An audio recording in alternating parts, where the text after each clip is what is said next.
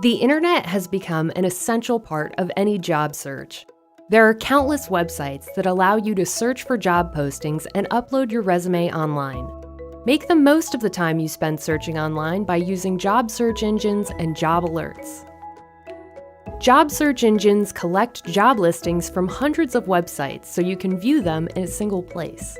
As with any search engine, you may have to experiment with search terms to find the most relevant results. You can also save time by creating a job alert. A job alert is a summary of new job postings from a specific search that is sent to your email. Receiving only a few job listings each day will allow you to see the latest opportunities without having to sort through a long list of search results. When employers need to fill a job opening, they can search through online job boards to find a candidate that fits their needs. Making your resume available by posting it online can increase your chances of finding a job. However, if you're job hunting and currently employed, you may want to avoid posting your resume.